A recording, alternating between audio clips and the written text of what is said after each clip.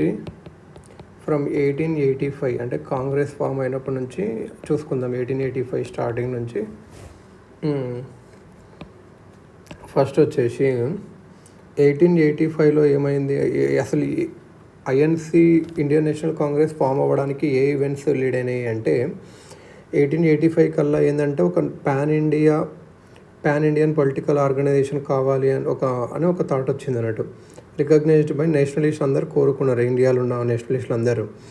With momentum building since 1870s through various initiatives. 1885కి ఒక party ఉండాలి నేషనల్ అట్లా అని చెప్పి 1870s నుంచి అట్లా స్టార్ట్ చేశారు ఇనిషియేటివ్స్. ఇంకేంటంటే వర్నాకులర్ ప్రెస్ యాక్ట్, ఇంకా ఆర్మ్స్ యాక్ట్, ఇవి మన వాళ్ళు అపోజ్ చేశారు. ఈవెంట్స్ అన్నీ లీడ్ అయినాయి అన్నట్టు Congress form. Vernacular Press act ఏదైతే 1878లో వచ్చిందో, ఇంకా ఆర్మ్స్ యాక్ట్ ఏదైతే 1878లో, ఇది కూడా were met with wide spread discontent. ఇంకోటి ఇల్బర్ట్ బిల్ కాంట్రవర్సీ కూడా జరిగింది. ఇల్బర్ట్ బిల్ కాంట్రవర్సీ ఈ రెండు. ఇంకోటి beginning of political actions in India in the form of grouping such as Indian National Association ఎవరు సురేంద్రనాథ్ బెనర్జీ గారు కోల్కత్తాలో స్టార్ట్ చేశారు. సో ఇట్లా పొలిటికల్ కూడా స్టార్ట్ అయినాడు. Indian National Association formed by Surendranath Banerjee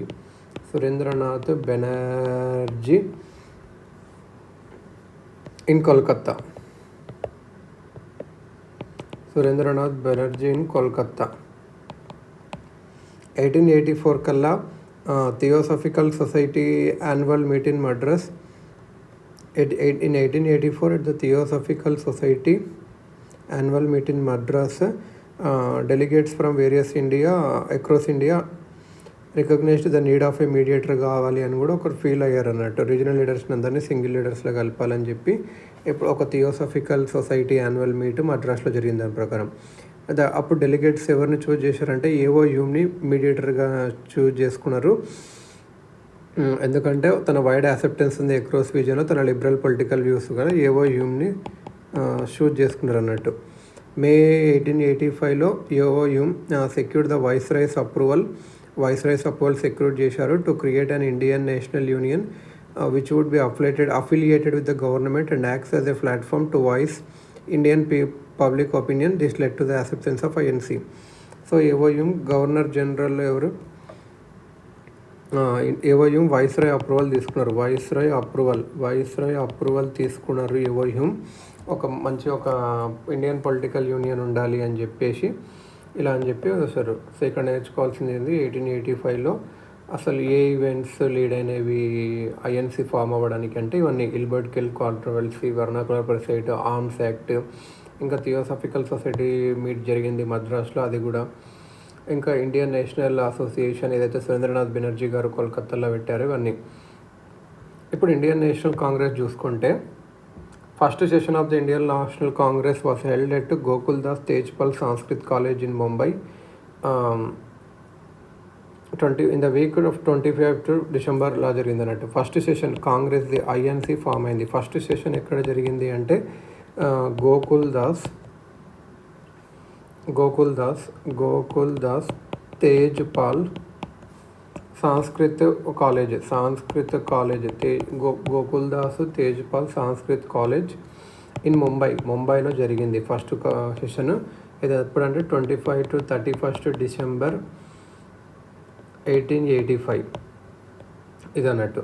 governor general ఎవరు ఆ టైంలో అంటే Lord Dufferin. So important, INC form అయినప్పుడు గవర్నర్ జనరల్ ఎవరు అంటే డఫ్రిన్, DUFFERIN, డఫ్రిన్ అన్నట్టు.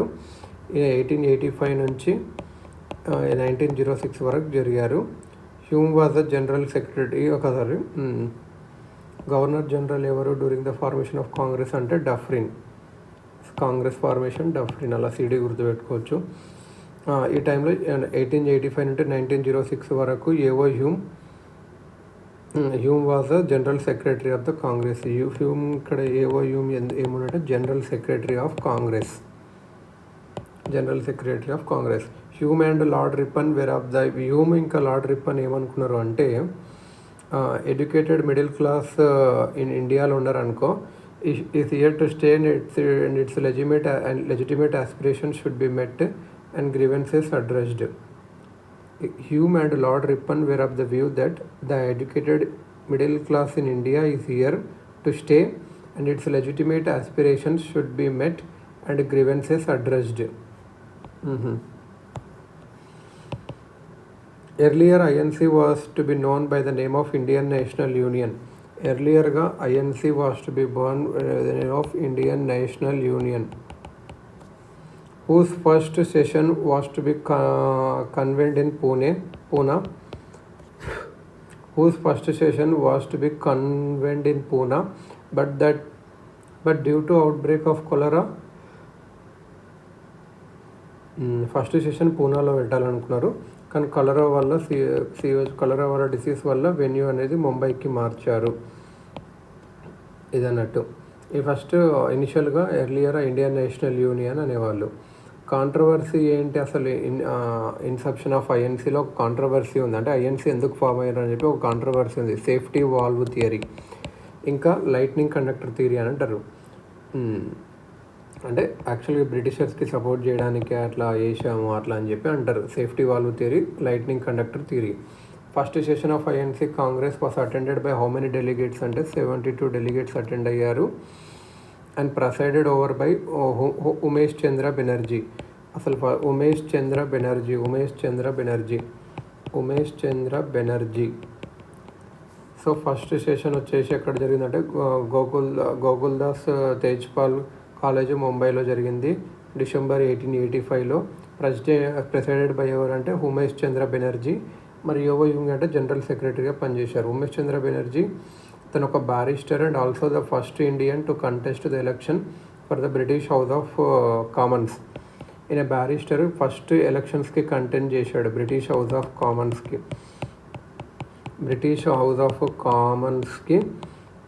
కంటెస్ట్ చేశాడు. First Indian to contest. Umesh Chandra Banerjee presided అవ్వాడు ఫస్ట్ సెషన్ని. సో 72 డెలిగేట్స్ వస్తే టోటల్ 9 రిజల్యూషన్స్ పాస్ చేశారు. 9 రిజల్యూషన్స్ పాస్ చేశారు. ఏంటంటే Indian council of secretary of state of India for India abolish చేయాలని చెప్పి, expansion and reform of the imperial and local legislative councils created by the Indian councils act of 1861. Imperial ఇంకా local legislative councils అయితే legislative councils after 1861 చేసిందో అది expand చేయాలి, reform చేయాలి, cancel కాదు. Legislative councils పంజాబ్కి పెట్టాలి. Implementation of simultaneous public service commissions examination in England and exam.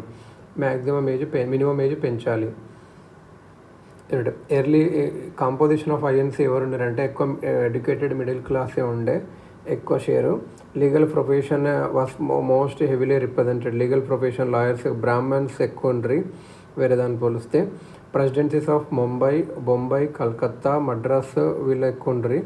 Masses and landed class were majorly absent. ఇదన్నట్టు మెయిన్గా జరిగింది.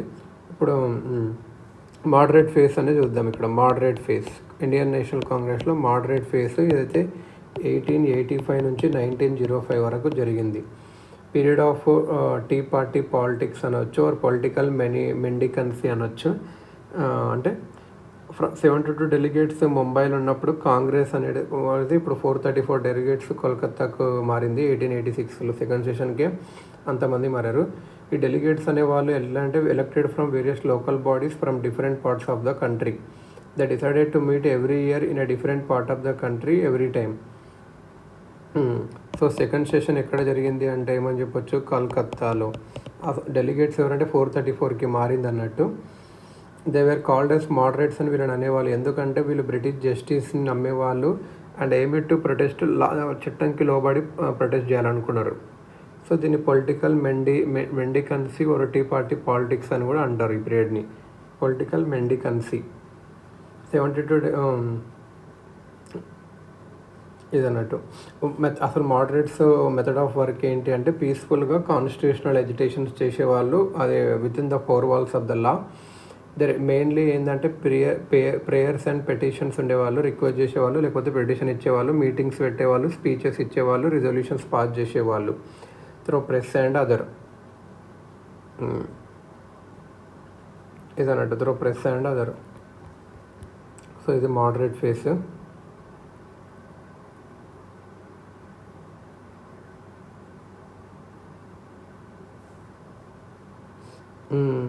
ఇంకా ఏంటంటే కాంగ్రెస్ డిప్యూటేషన్ సెండ్ చేసింది, deputation of Indian leaders to Britain to present the Indian view పాయింట్ని పెట్టాలని చెప్పి deputations పంపించింది ఇండియన్ లీడర్స్ని బ్రిటన్కి. Dadabhai Naoroji became a British MP and spent a large part of his life working for Indian interest over them. Dadabhai Naoroji అనేటనే British MP అయ్యారు. ఇంకా ఓవర్సీస్లో ఇండియన్ ఇంట్రెస్ట్ని ప్రొటెక్ట్ చేశారు. British MP. 1889లో a British committee of INC was set up. In 1890, the weekly journal India was started by this committee to educate the British people about Indian issues. 1889లో ఏమైంది అంటే British committee of INC setup చేశారు. 1890లో weekly journal India అనేది start చేసింది committee, British పీపుల్ని Indian ఇష్యూస్కి అర్థం చేపించడానికి. 92లో ఏ session of INC was ఆ లండన్లో పెట్టాలనుకున్నారు awareness పెంచడానికి. But the idea was post phone due to British exceptions and was never taken up again.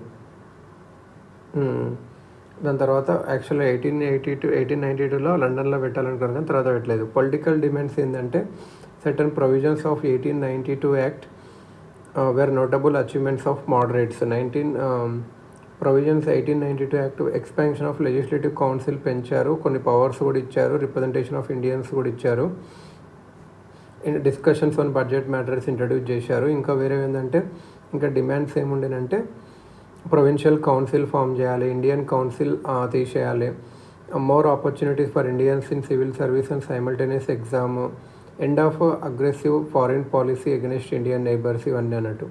ఎకనామిక్గా చూసుకుంటే economic drain తగ్గియండి, ఆపేయండి అని చెప్పారు. Enquiry into the economic and industrial condition of the country చేయాలి, land revenue తగ్గియాలి, salt ట్యాక్స్ని తీసేయాలి, modern ఇండస్ట్రీని through government aid ద్వారా encourage చేయాలి.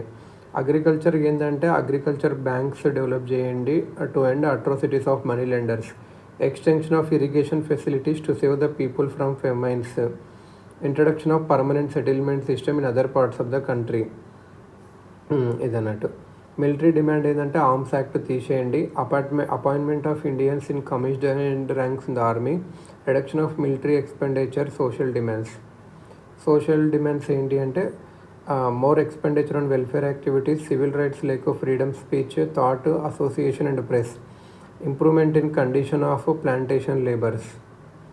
British reaction ఏంటి అసలు కాంగ్రెస్కి అంటే ఇనిషియలీ కొంచెం ఫ్లెక్సిబుల్గానే ఉండే వాళ్ళ యాటిట్యూడ్ ఐఎన్సీకి, కానీ 1887 తర్వాత యాటిట్యూడ్ అనేది మారిపోయింది. Began to brand nationalist as disloyal babus లాగా పెట్టారన్నట్టు. Disloyal babus, seditious Brahmins and violent విలన్స్గా అట్లా ప్రొటెక్ట్ చేశారు. Challenging the national character of the Congress, Lord Dufferin ఏం చెప్పాడంటే Congress only represented a microscopic మైనారిటీని రిప్రజెంట్ చేస్తుంది.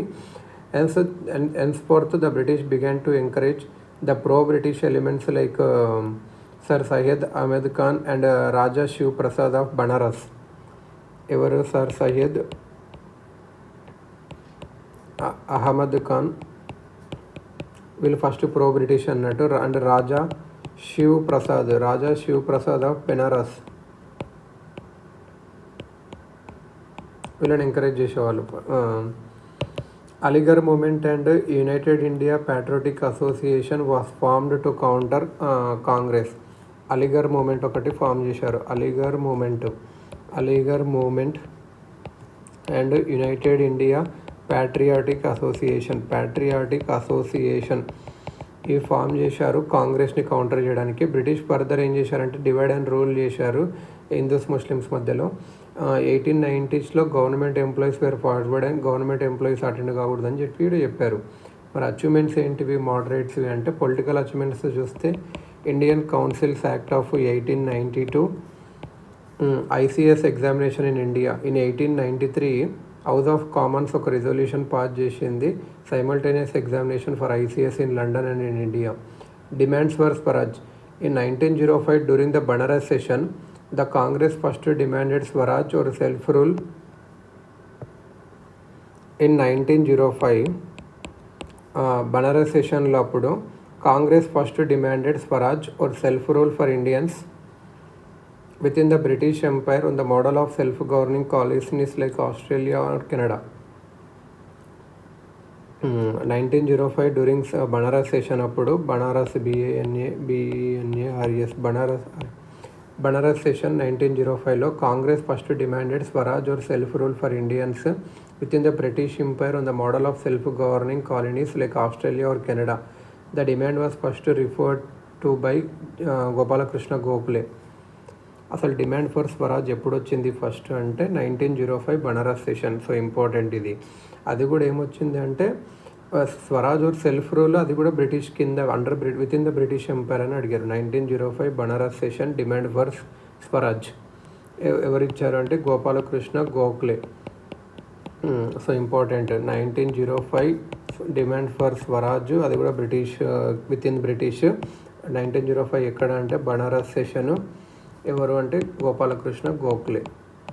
ఇది ఇంపార్టెంట్. ఆస్ట్రేలియా లాగా కెనడా లాగా మాకు కూడా ఇవ్వండి అని. 1906 కోల్కత్తా సెషన్లో swaraj was explicitly demanded by Dadabhai Naoroji. 1906లో కోల్కత్తా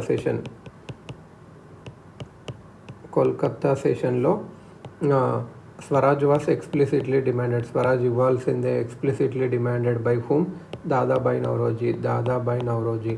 సో ఇంపార్టెంట్. ఏ సెషన్లో దాదాబాయి నౌరోజీ ఎక్స్ప్లిసిట్లీ డిమాండెడ్ స్వరాజు అంటే 1906 కోల్కత్తా. 1905 ఏమో ఫస్ట్ టైం అన్నట్టు. 1905 స్వరాజు ఫస్ట్ టైం బనారస్ సెషన్లో గోపాలకృష్ణ గోఖలే. ఇవి పొలిటికల్ అచీవ్. ఇంకా బర్త్ ఆఫ్ డెమోక్రటిక్ ఐడియాస్ పుట్టేవి. Training of Indians in political work and laid the foundation for rise of extremist. ఇది పొలిటికల్ అచీవ్. ఎకనామిక్ అచీవ్మెంట్స్ చూస్తే economic critique of British law early economist ఎవరు అంటే దాదాబాయి నౌరోజీ, ఇంకా RC Dutt and DE వచ్చా. వీళ్ళందరూ ఒక drain of wealth put forth the throw of drain of wealth which explain how ఎట్లా exploit చేస్తున్నారని పెట్టారు. దాదాబాయి నౌరోజీ గారు డ్రైన్ థియరీని పెట్టారు in his book poverty and un British rule in India. ఈ బుక్లో ఏమైందంటే per capital income was 20 rupees ఉండే 1867లో 68లో అని చెప్పిండు. 20 rupees per capital income in 1867-68లో 67-68లో పెర్ క్యాపిటల్ ఇన్కమ్ ఎంత అంటే 20 అట్లా. R C Dutt mentioned it in his book economic history in India. R C Dutt book ఏంటి అంటే economic history in India. Welby commission on Indian expenditure 1895లో the Welby commission on Indian expenditure was appointed to enquiry into Indian expenditure. ఒక Welby commission కూడా పెట్టారు. Welby commission 1895లో ఇదన్నట్టు. Constitutional education within the confines of the law. The moderates ఏం believe చేశారు అంటే British basically wanted to be just to Indians అట్లా పెట్టారు. బ్రిటిష్ మోడరేట్స్ ఏమంటే బ్రిటిష్ మంచి చేయాలనుకుంటున్నారు కానీ వాళ్ళకి తెలియదు రియాలిటీ ఏందో అని అట్లా అనుకున్నారు అన్నట్టు. దేర్ఫోర్ ఈ public opinion could be created in the country and public demands గవర్నమెంట్కి చెప్తే రిజల్యూషన్స్ పిటిషన్స్ మీటింగ్స్ వల్ల అథారిటీస్ అనేవాళ్ళు వాళ్ళ డిమాండ్స్ గ్రాడ్యువల్గా చేస్తారు అనుకున్నారు. ఈ నీడ్స్ని అచీవ్ చేయడానికి they work down two pronged methodology. ఏంటంటే ఒక స్ట్రాంగ్ పబ్లిక్ ఒపీనియన్ క్రియేట్ చేయాలి to arouse consciousness and national spirit and then educate and unite people on common political questions. persuade the British government and British public opinion to introduce reforms in India on the lines laid out by the nationalist. They prayer and petition వాడారు, అది fail అవుతే they resorted to constitutional agitation. ఇది మెయిన్గా అన్నట్టు.